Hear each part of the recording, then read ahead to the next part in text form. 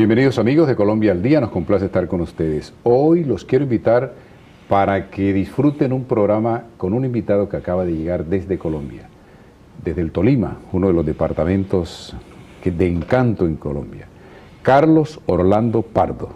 Mencionar los Pardos son una tradición, como los Buendía en 100 años de soledad, ellos son los que marcan el derrotero literario y editorial en el Tolima. Carlos Orlando, me complace que estés aquí.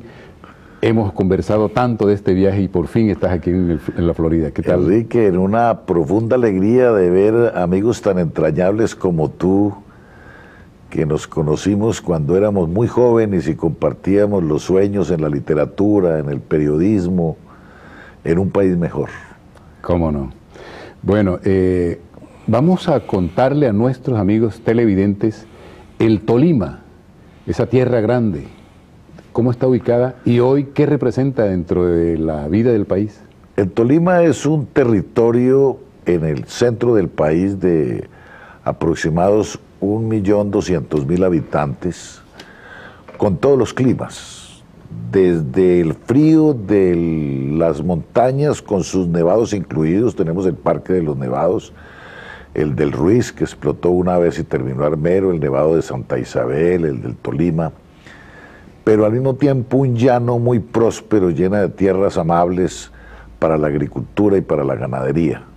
Son dos maneras de ser, la de Lopita con cierta tranquilidad, que es la gente del sur del departamento, y la emprendedora, descendiente de los paisas, porque somos frutos de la colonización antioqueña, de lo cual hay más de un centenar de municipios en Colombia, que es otro temperamento, son otras costumbres, otra manera de ser, de hablar, de vestir y de comer.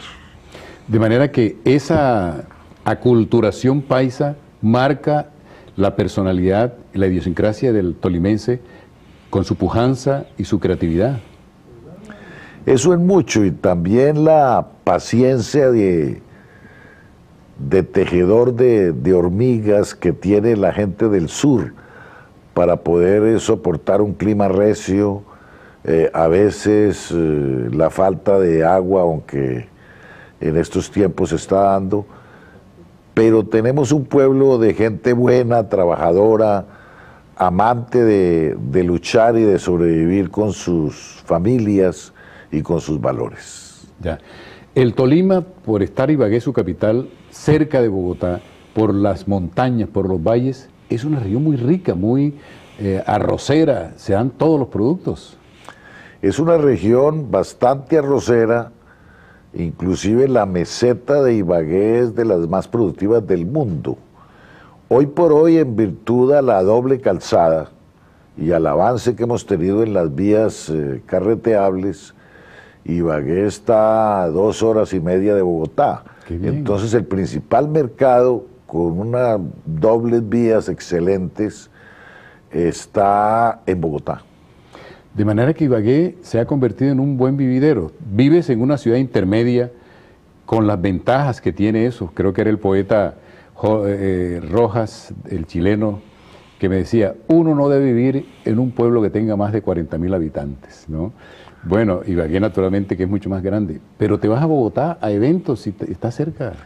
Está uno demasiado cerca, cerca de todo y lejos de lo que genera la civilidad, con todo el tránsito, con la inseguridad, con el aburrimiento de las largas esperas en los semáforos. Y Ibagué es un bonito vividero, llamaba la gente, un solar abierto al mundo, y donde uno puede estar viviendo a 5 minutos del centro en una casa solariega y no lejos absolutamente de nada. Ya. Tierra de poetas, de escritores y un departamento muy musical. Esencialmente musical. Nosotros tenemos la sede del Festival de la Música Colombiana, que tiene una tradición ya de no pocos años, con nuestras grandes figuras, desde los legendarios Garzón y Collazos hasta las figuras simbólicas de Silva y Villalba. Pero la que es tierra de escritores es el Líbano, que es el lugar en el mundo que tiene más escritores por kilómetro cuadrado. uno dice en el parque, ¿qué hubo poeta? Y voltean a mirar como 100. Qué fantástico. Oye, bueno, tenemos amigos muy cercanos, entrañables, amigos de infancia, digamos así, en estas lides de la literatura. Germán Santamaría, Eduardo Santa, los Pardo, Policarpo también es de No, Policarpo es de la zona rural de Ibagué, pero allá es Magil Gonzalo Sánchez, que dirige el Centro de Memoria Histórica de Colombia, que está reconstruyendo todas estas cosas terribles que nos han ocurrido en diversas etapas de la República. Pero el Líbano tiene, por ejemplo, una característica, es el único municipio de Colombia de los 1130 que existen que tiene stand propio en la Feria del Libro. Tiene su propia biblioteca de autores libanenses. ¡Qué fenómeno! Y siempre cualquier alcalde que llegue, cualquier administración que sea, pues está apoyando la Casa de la Cultura y está apoyando a sus escritores. De allá también es, por ejemplo, un lingüista de la categoría de Luis Flores, el famoso etnolingüista de fama internacional, que fue condecorado por los reyes de España. Claro, y él mantenía una columna en el periódico, sí, Comentarios del Idioma. Idioma al Día, ¿te acuerdas, Enrique? Señor. Idioma al Día. Aristóbulo Pardo, un primo nuestro que hizo la reforma educativa en Panamá, en Venezuela, en Costa Rica, y vino a vivir y a morir a los Estados Unidos como un director de posgrados en una universidad de acá. Los Pardo han seguido una saga de literatos, de escritores. Ustedes, los hermanos, tu hijo. ¿A qué se debe esa vena literaria? Esencialmente a la formación que nos dio mi madre y mi tía, que era artista. Nosotros, cuando fuimos desplazados por la violencia del Líbano, llegamos a un lugar donde ellos eran actores de televisión, de cine, de teatro, y escuchábamos a los poetas, a los músicos, y más los cantos de cuna de mamá. Eso nos formó demasiado y nos creó una sensibilidad muy particular para mirar el mundo. Y además porque en el Líbano, como que todo aquel que hablara, de pronto se moría, y por eso hay tantos escritores, porque la gente ante el miedo de hablar se puso a escribir. Ya. Carlos Orlando Pardo acaba de hacer una referencia que me pone a pensar sobre las etapas trágicas de Colombia. Cuando yo conocí a los Pardo, cuando conocí a Germán Santamaría, venía de la costa atlántica y nosotros, o por lo menos yo tenía una referencia un poco vaga de la época de la violencia del año 48. Y entonces Germán Santamaría escribía sus crónicas, sus novelas, recuerdo Morir Último, y tenía viva esa violencia que había tenido escenario en el Tolima, en el Valle, en toda esa área. Para mí era un poco una película que me contaban, yo no la había vivido, porque en la costa la violencia es decir, no tuvo asidero tan fuerte como en el interior. Luego hemos tenido el fenómeno posterior del que tratamos ahora de sanar las heridas y buscar fórmulas de convivencia. ¿Tú viviste esa violencia del Líbano? Claro que me tocó vivirla como niño, inclusive en una larga conversación con García Márquez en Ibagué, me dijo que él, también como costeño, no conocía sino referencias de la guerra por sus parientes y por lo que leía, y que cuando como reportero del Espectador, siendo muy joven, le tocó ir a un municipio llamado Villarrica, que él muchos años después asoció por sus casas totalmente blancas con Jerusalén, que él se había aterrado de ver tanta bala y tantos muertos. Es así que escribió 3 crónicas, de las cuales solo alcanzó a publicar una porque las otras fueron vetadas. Era tal el impacto de este Caribe en relación a ese fenómeno de la violencia que nosotros nos acostumbramos a ver como un canto fúnebre en jornada continua, porque todos los días uno se levantaba preguntando ¿y quiénes fueron los muertos hoy? Es una manera también de creer como creemos hoy en la necesidad de la paz, porque estamos cansados de la muerte, de los totalitarismos, de el sectarismo a ultranza, de que nos sigan poniendo a pelear entre sectores del país, y que haya la posibilidad de dialogar y de ser lo que somos, un país de hermanos que debe deben luchar juntos para construir una patria mucho más próspera. Esa vivencia, esas tragedias, esas memorias han sido materia prima para tu editorial. Hablemos de la editorial Pijao Editores, porque la editorial Pijao ya tiene más de 40 años y eso pesa el trabajo que ustedes han hecho. Sí, ¿cómo nació? Mi hermano y yo éramos maestros de escuela y quedamos finalistas y ganadores de concursos nacionales, y resolvemos en el año 72 hacer un primer librito titulado Las Primeras Palabras. Todavía no hemos hecho las últimas.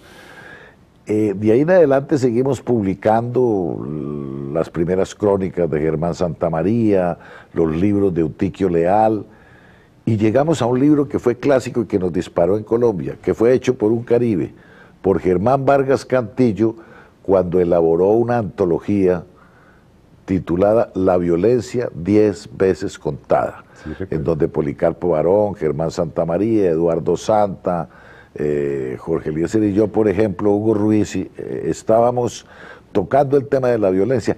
Es muy triste, yo hasta ahora en esta antología de cuentos, Enrique, logré después de 50 años tener la tranquilidad para contar las historias de ese niño al que la violencia le robó la infancia. ¡Qué fenómeno! Bueno, aquí me has traído esta que es una de las últimas producciones literarias de ustedes. Impresiones por lo menos en esta presentación, porque aquí hay, todas son obras tuyas.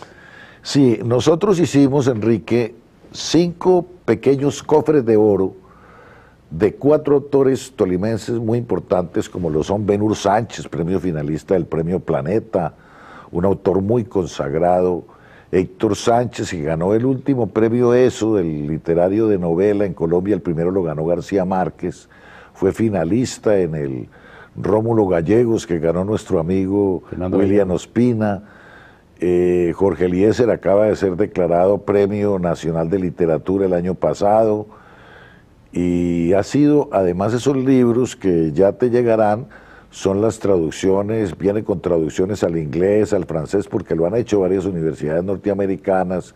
Jacques Gillard tradujo, por ejemplo, el traductor de García Márquez al francés, El Jardín de las Weisman, y son 4 autores que han hecho 4 novelas y un libro de cuentos, y les pedí que cada uno escribiera, llamémoslo, la confesión de parte, la intrahistoria, lo que pasa en el camerino, el chisme literario de cómo escribió ese libro y por qué.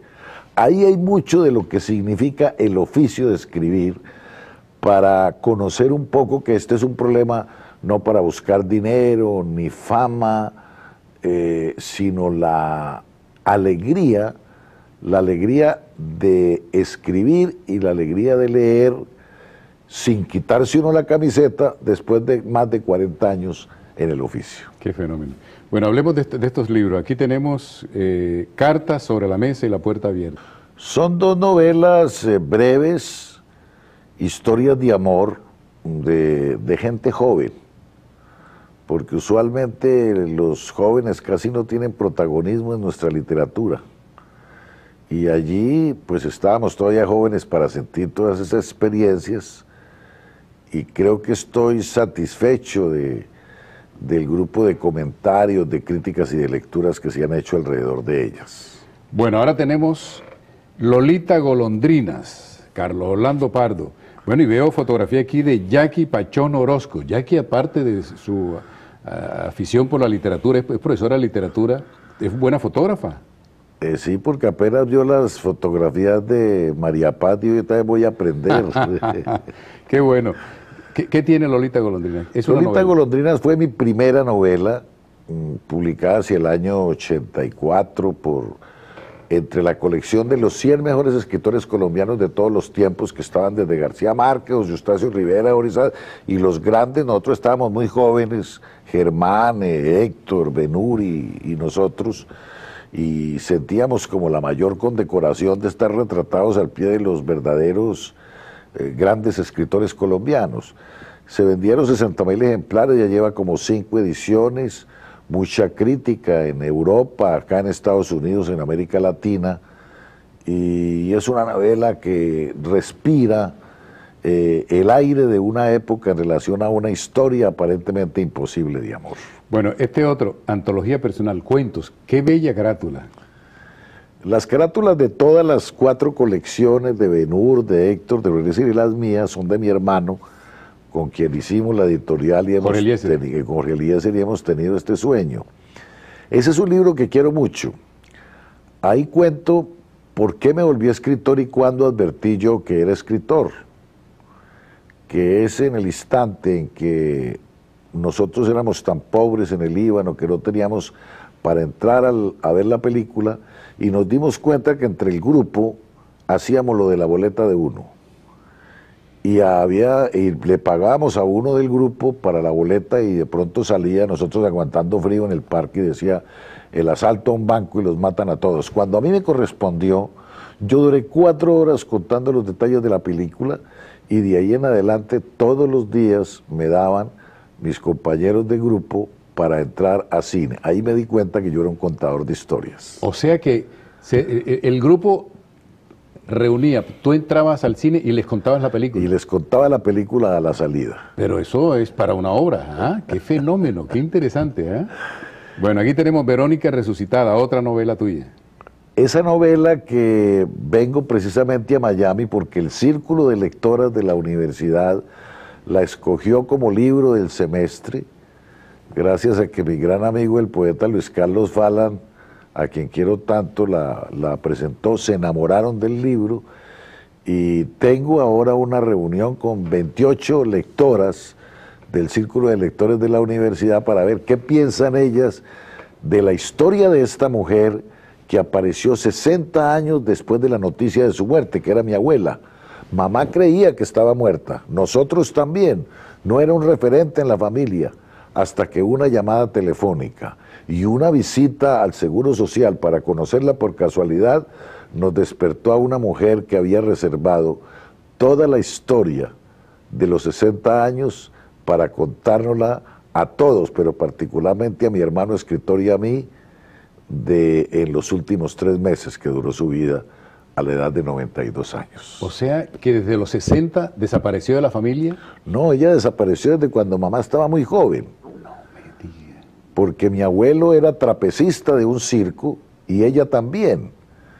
Y un día el abuelo comenzó a soñar que se le escapaba de las manos y que podía quedar inválida, y cogió por un compañero de estudio de Zipaquirá el oficio de carpintero, y un día llegó el circo y ella terminó yendo allá porque era la mejor pareja. Hacían el triple salto mortal sin valla protectora, y se enfermó la trapecista central, y le dijeron: ¿por qué tú, que eres una estrella de los circos, no la reemplazas unos días? El abuelo le dijo: si te vas, estás muerta para mí.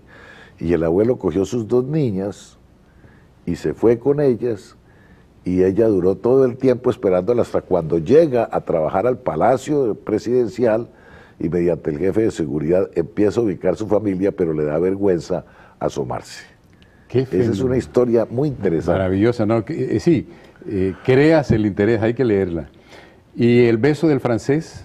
Es la historia de la colonización antioqueña, de un francés que hizo el Capitolio Nacional en Bogotá, que es uno de nuestros grandes monumentos arquitectónicos, que era hijo de un compañero de estudio de Napoleón en Brienne, que luchó con él y terminó viviendo en el Líbano con una monja disfrazada de civil, de las que había expulsado el presidente Mosquera.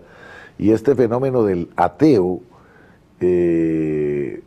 hijo de revolucionarios con una monja convencida, en este lugar perdido del Líbano, más la llegada de ingleses, franceses, más franceses, alemanes, y todos los antioqueños con el escenario de fondo de la guerra civil, me llevó, ayudado por todo lo que había leído yo de Eduardo Santa, a escribir esta novela que me tiene realmente satisfecho, es que es el último libro mío publicado en el campo narrativo novelesco. Qué fantástico.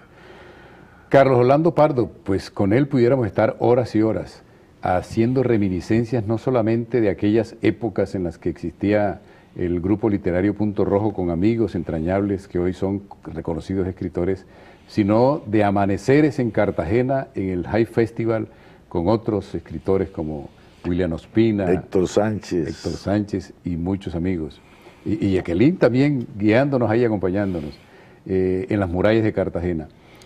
Yo quisiera que nos contaras cómo está la Colombia cultural, literaria de hoy.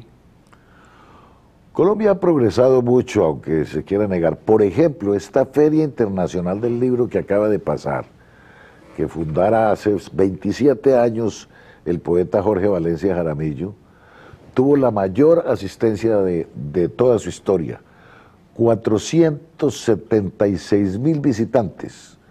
Y yo no veo allá toda la juventud, los profesores, los padres de familia jugando con sus niños en los salones recreativos. Las ventas no estuvieron mal. Hay como un entusiasmo nacional por ir a ver lo que soñaba Borges, el mundo como una gran biblioteca. Y el hecho de que ya esté ubicada en la importancia de la de Argentina y de la de Guadalajara en relación a América Latina ya nos da una vivificación.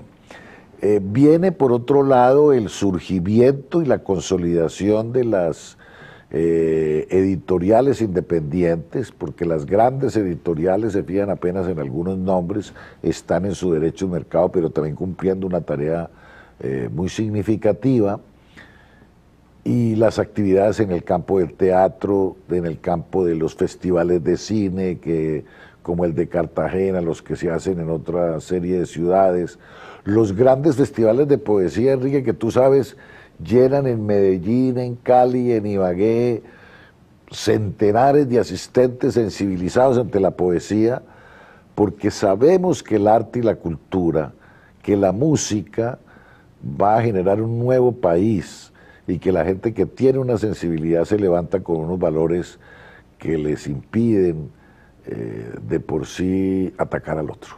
Claro. Carlos Orlando, además de García Márquez, sí, García Márquez seguramente que es el autor más leído del país. Jairo Aníbal Niño, ese autor de niños que ocupa un lugar de preeminencia también entre los más leídos. Hay una gran camada de escritores, no digamos que nuevos, pero consolidados ya, gente de los 50, 60, 40 años. Hay bastantes buenos escritores, tanto los conocidos, que no pasan de 10 o 12 nombres de las grandes editoriales, la de los conocidos de las editoriales independientes, y de tantos buenos escritores que no han tenido nunca la oportunidad de asomarse como el ratón al queso.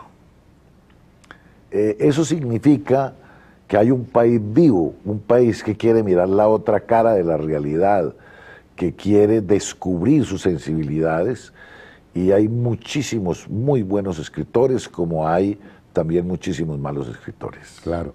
Bueno, ¿y dónde están haciendo buenos eventos culturales, literarios, digamos? El High Festival es uno de las principales convocatorias internacionales. Bogotá con el Festival de Teatro, ¿no? Internacional de Teatro, Manizales. Cali, Medellín, Ibagué, Villavicencio. La verdad es que ahora pequeños poblados, en Santander, por ejemplo, hay un encuentro internacional de escritores y una feria del libro que vamos en noviembre a presidirla. En el caso de la gente de Nariño, en Nariño, ahí se enloquecieron por la cultura, están haciendo teatro, están haciendo cine, están haciendo feria del libro. Hay un país que respira independientemente de toda esa pequeñez que pueda dar la política y la tristeza de la violencia, pero hay otro país que se mueve. Indudablemente, yo acabo de regresar me tomé 4 semanas recorriendo el país, algo que quería hacer. Oye, empecé por los llanos, Me reencontré allá con Villavicencio y con la llanura. Pasé por Lorica, fui al Sinú, estuve en Tolú, esas playas de ese Golfo de Morrosquillo, cada vez que convocan y recuerdan a Roja Cerazo. Fui al Cesar, pero recorriendo los pueblitos, la Sierra Nevada de Santa Marta, qué maravilla. Y luego Santa Marta, muy acogedora con esa bahía, que cuando llegaba el papá de Lina Vinkele de Alemania, dijo, yo de aquí no me voy, y se quedó en Colombia hace 100 años.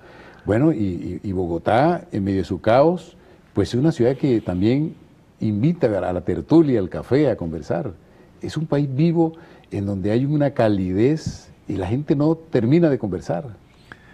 Es cierto, porque en el mundo contemporáneo se ha perdido el placer de la conversación, el gusto por la tertulia. Ya la gente a veces ni saluda, sino hace señas como los animales, el apócope de los chats, del chat, y hay una serie de alejamiento del lenguaje. Necesitamos volver a conversar a la antigua. Y eso que tú hiciste por el país, de recorrer tus sueños, tus antiguos estadios de elaboración de palabras y de existencia vivida, pues es parte de verlo respirar, como nosotros lo vemos respirar en tu libro, que estamos enloquecidos y queremos en Colombia que vayas a la presentación formal, porque lo que necesitamos en el mundo son contadores de historias. ¿Qué sería de Grecia y de su historia si no hubiera existido Homero? ¿Y qué sería de Italia si no hubiera existido el Dante? ¿Qué sería de España si no hubiera existido Cervantes? Entonces necesitamos que nos cuenten historias que esas, como las del Evangelio, vivifican más que los discursos. Carlos Orlando Pardo tiene que volver aquí para que sigamos hablando sobre todas estas historias y sobre esa Colombia maravillosa que nos inspira. Amigos, muchas gracias por acompañarnos. Los invitamos todos los domingos, 11 de la mañana, cita con Caracol en la 1260. Felicidades y que vuelvas a Miami, Carlos Orlando. Gracias, amigos, Enrique. Felicidades. Gracias por acompañarnos.